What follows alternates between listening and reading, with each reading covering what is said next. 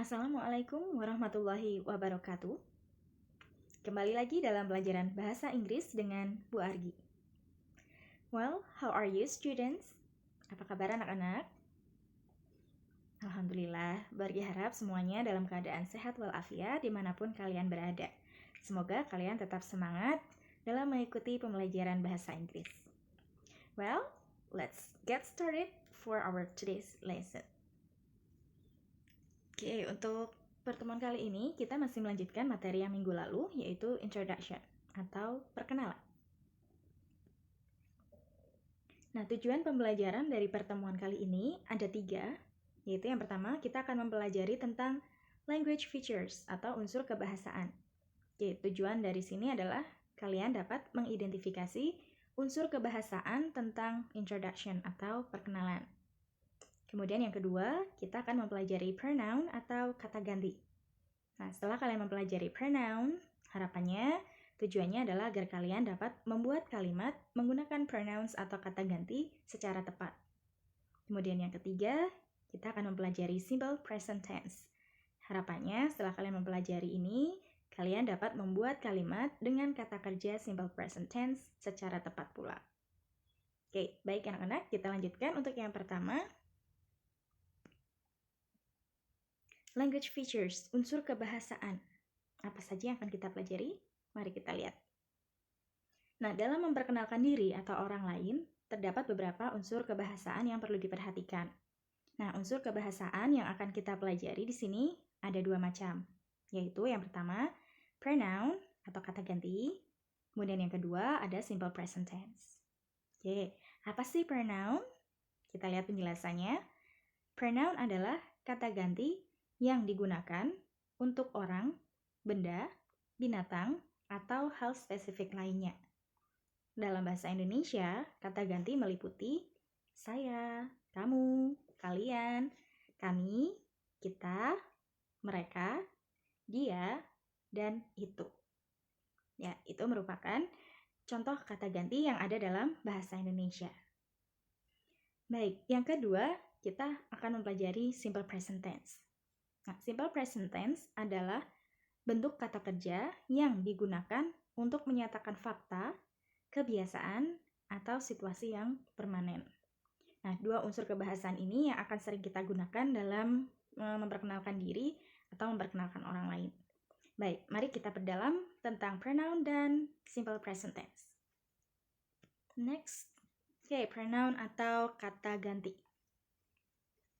Nah, bentuk pronoun atau kata ganti akan berubah menurut jabatan kata tersebut dalam kalimat. Nah, jabatan kata dalam kalimat itu meliputi ada subjek, ada objek, kemudian ada kepunyaan, dan objek kepunyaan. Baik, menurut kalian apa nih bedanya subjek, objek, kepunyaan, dan objek kepunyaan? Ada yang bisa menjawab? Oke, baik. Simpan jawabannya dulu sendiri ya. Sekarang dengarkan penjelasannya Bu Argi. Baik, kalau subjek biasanya terletak di awal kalimat bila dalam kalimat positif. Atau kalau dalam bahasa Inggris, subjek terletak di depan kata kerja. Oke, nah contoh subjek kalau dalam bahasa Inggris itu ada I. Apa artinya? Saya, betul. Kemudian you. Ya, betul. Kamu atau kalian. Kemudian we. Artinya kami atau kita. Kemudian they. Artinya apa? Ya, betul. Mereka. Kemudian ada he, ada she. Artinya sama nih. He atau she artinya dia. Yang membedakan apa, Bu? Yang membedakan adalah he untuk menunjuk dia, orang yang laki-laki. Sedangkan she untuk menunjuk dia, orang yang perempuan. Begitu ya bedanya. Kemudian it artinya ya itu. It biasanya dipakai untuk menunjuk ke benda atau binatang. Oke, itu kata ganti subjek. Ada I, you, we, they, he, she, it. Nah, kemudian bila kata saya terletak sebagai objek, maka kita tidak boleh menggunakan I. Nah, kita lihat apa saja nih yang terletak dalam bentuk objek. Kalau I jadi me, kemudian you, masih sama, subjek dan objeknya tetap you. Kemudian we, bila sebagai objek berubah menjadi us. Kemudian they berubah menjadi them. He berubah menjadi him. She menjadi her. Kemudian it tetap sama, bentuk subjek dan objeknya. Nah, sekarang ciri-cirinya. Kalau tadi subjek letaknya di awal kalimat atau di depan verb atau kata kerja. Nah, sedangkan objek letaknya tidak di awal kalimat. Biasanya kalau dalam bahasa Inggris, objek terletak di belakang kata kerja atau di belakang to be atau di belakang preposition atau kata depan. Seperti kalau bahasa Indonesianya ada di, pada, ke, untuk, itu termasuk kata depan. Kalau bahasa Inggris itu ada in, on, at, for, gitu ya. Jadi objek letaknya bukan di awal kalimat, biasanya di belakang kata kerja, verb, atau di belakang to be, atau di belakang preposition atau kata depan. Baik, kita lanjutkan. Yang berikutnya yaitu kepunyaan atau biasanya kita sebut possessive. Nah, possessive ada my. Oke, my berasal dari apa ini? I, betul. I jadi my. Kemudian you jadi your. We jadi our. Oke, kemudian they menjadi their. Oke, kemudian he menjadi his. She menjadi her. It menjadi its. Nah, kemudian ada objek kepunyaan. Ada kepunyaan, ada objek kepunyaan. Bentuknya berbeda. Jadi kemudian di situ ada kata mine. Mine asalnya dari I, ya. I jadi mine, you, yours, we jadi ours, they menjadi theirs, he jadi his, sama ya ini possessive dan objek possessive-nya his. Kemudian she, kalau yang possessive her, objek possessive-nya hers, ada s-nya di belakang. Kemudian it, untuk possessive-nya sama dengan yang objek possessive, its dan its. Nah, apa yang membedakan antara possessive dan objek possessive? Kalau possessive, ciri-cirinya diikuti oleh benda yang dimiliki. Misalnya, buku saya. Kita nggak bisa bilang I book, ya, karena saya di sini adalah pemilik buku, maka kita nggak bisa mengatakan I book, tapi my book, gitu ya. Nah, pemiliknya saya, my, diikuti benda yang dimiliki, book, gitu. Sedangkan yang objek kepunyaan biasanya tidak diikuti oleh benda yang dimiliki, karena biasanya benda yang dimiliki sudah disebutkan di awal, gitu. Misalnya nih, sepatu saya lama, tetapi sepatu dia baru. Nah, kalau kita terjemahkan dalam bahasa Inggris, sepatu saya. Pemiliknya saya, tidak pakai I, tapi my. Kemudian sepatu, shoes. My shoes are old. But, tetapi sepatu dia, kita nggak bilang her shoes lagi, tetapi langsung hers. Oke, karena objek kepunyaan tidak diikuti oleh bendanya. Jadi kalimatnya, my shoes are old, but hers are new. Ya, berulangi. My shoes are old, but hers are new. Nah, hers-nya di sini sebagai objek posesif. Jadi yang dimaksud bukan dia yang baru, tapi sepatunya yang baru. Gitu. Oke. Sampai sini dulu, ada pertanyaan? Oke, baik. Kalau nggak ada, kita lanjutkan ke contoh kata ganti. Oke, coba kalian perhatikan contoh kalimatnya ada I am Daniel. Ada kata ganti apa di situ? Oke, betul. I, saya. Nah, I di sini sebagai apa? Subjek, objek, kepunyaan, atau objek kepunyaan? Betul, sebagai subjek, karena dia terletak di awal kalimat, atau terletak di depan to be, am. Oke, contoh lainnya. He is Johnny. Ada kata ganti apa di sini? He artinya dia. Kenapa kok kita nggak pakai she? Iya, karena yang ditunjuk adalah Johnny, laki-laki. Jadi kita pakai he, bukan she. Nah, he sebagai subjek, objek posesif atau objek posesif? Ya, betul, sebagai subjek. Karena dia terletak di awal kalimat atau terletak di depan to be. Next, contoh berikutnya. Oke, we are good friends. Ada kata ganti apa?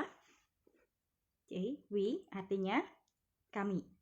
Oke, we sebagai, betul, subjek. Karena dia terletak di awal kalimat atau di depan to be. Next. They are Mary and Helen. They artinya mereka. Oke, sebagai apa nih? Betul, sebagai subjek. Nah, di sini yang ditunjuk ada Mary, ada Helen. Kenapa kok nggak pakai she, Bu?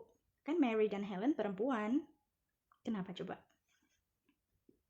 Oke, jadi karena Mary dan Helen di sini bukan satu orang, tapi lebih dari satu.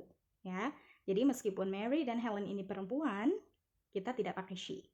Tetapi pakainya they, mereka. Karena yang ditunjuk lebih dari satu. Ya, kecuali kalau kita cuma mau nunjuk Mary doang, ya Mary aja, berarti jadinya she is Mary. Atau kalau mau nunjuknya cuma Helen aja, berarti kita menjadi she is Helen, gitu ya. Jadi kita pakai they karena yang ditunjuk lebih dari satu. Oke, contoh lainnya. Mary and Helen are my sisters. Ada kata ganti apa ini? My artinya saya. My sebagai apa? Subjek, objek, posesif, atau objek posesif? Ya, betul, sebagai posesif. Karena apa? My di sini adalah sebagai pemilik atau kepunyaan.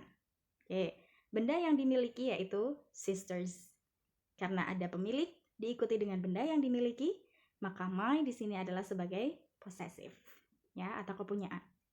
Mary and Helen are my sisters. Artinya, Mary dan Helen adalah saudara perempuan saya. Oke, contoh berikutnya. My mother is Susan Collins. She is a nurse. I love her so much. Ada kata ganti apa saja di sini? Betul, ada 4 kata ganti di sini. Yang pertama ada my, kemudian ada she, ada I, ada her. Yuk, coba kalian perhatikan. My termasuk kata ganti apa? Betul, possessive, karena dia menyatakan pemilik dan diikuti oleh benda yang dimiliki. Apa sih benda yang dimiliki? Yaitu mother. My mother, ibu saya. Kemudian ada kata ganti she. Nah, kenapa kok pakai she? Siapa sih yang ditunjuk? Siapa yang digantikan dengan kata she? Betul, my mother, ibu saya. Nah, ibu saya adalah seorang perempuan. Karena ada satu wanita, dan kita nggak bilang mereka, tapi bilangnya dia. Dia seorang perawat. Karena dia perempuan, maka kita pakai she. Betul. Loh, kenapa kok bukan her? Karena sebagai subjek terletak di awal kalimat atau di depan to be, ya. Makanya kita pakai she. Terus ada kata ganti I. Nah, karena ini I terletak di awal kalimat, di depan kata kerja, maka sebagai subjek, jadi kita pakai I. Kemudian satu lagi yaitu her. Oke, her artinya apa? Sama seperti she, dia, I love her. Nah, karena her terletak di belakang kata kerja, maka sebagai objek. Jadi bukan I love she, tapi I love her. Saya sangat menyayanginya. Begitu. Oke, contoh berikutnya. Oke, contoh berikutnya. My father is Henry Collins. Ada kata ganti apa? My, oke. My sebagai betul, possessive, kepunyaan. Karena my menyatakan adalah pemilik. Dan diikuti oleh benda yang dimiliki, yaitu father. Menjadi my father, ayah saya. Kemudian, he is a policeman. Ada kata ganti apa? Kata ganti he. Dia menggantikan siapa sih? He di sini? Ya, betul, menggantikan ayah saya. Ya, karena ayah saya adalah satu orang laki-laki, maka kita menyebutnya dengan kata he atau dia. Ya, jadi he is a policeman. Bukan she is a policeman, tetapi he is a policeman. Baik, berikutnya. His hair is white, but mine is black. Nah, di sini ada kata ganti his. Sebagai apa nih di sini?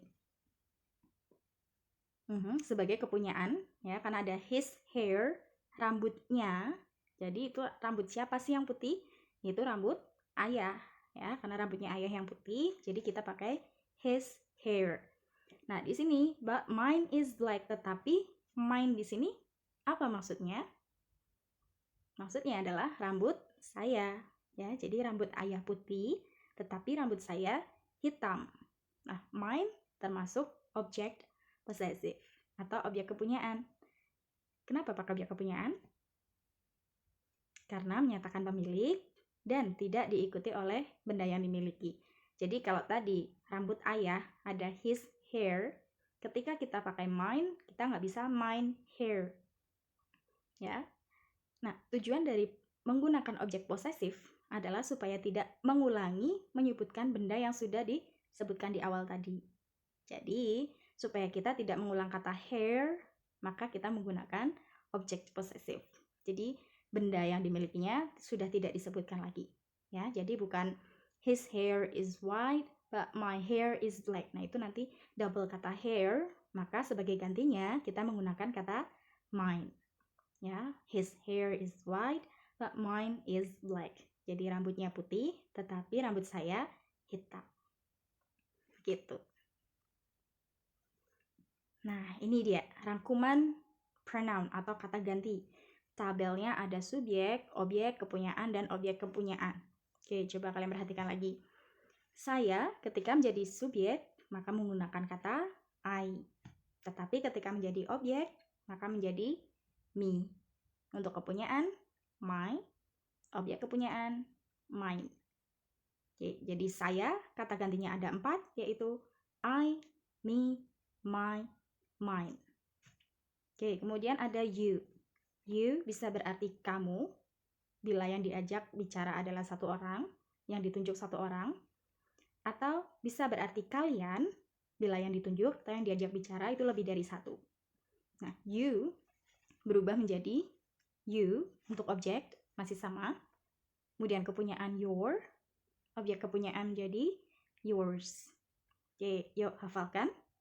You, yours.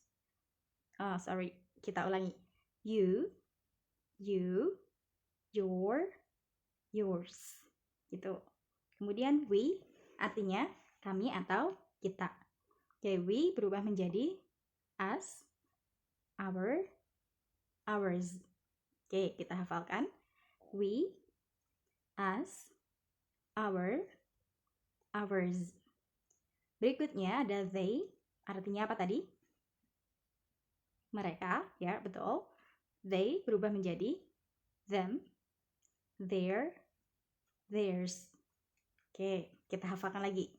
They, them, their, theirs. Oke, good. Berikutnya he, artinya dia, untuk menggantikan satu orang, ya betul, laki-laki. Oke, he berubah menjadi him, his, his. Oke, kita hafalkan sama-sama. Him, his, his. Oke, berikutnya she, artinya dia, untuk menggantikan satu orang, betul, perempuan. Oke, she berubah menjadi her, hers. Oke, kita hafalkan sama-sama. She, her, hers. Oke, good. Nah, yang terakhir ada it, artinya itu, biasanya untuk menggantikan benda atau binatang. Oke, it berubah menjadi it, its, Oke, hafalkan sama-sama. It, its, its. Oke, jadi seperti itu cara menghafalkan pronouns. Kalian hafalkan dari subjek, objek, kepunyaan, dan objek kepunyaan atau objek kepunyaan. Oke, sampai sini. Any questions? Well, if there is no question, let's continue to next topic. Kita lanjutkan topik berikutnya, yaitu tentang simple present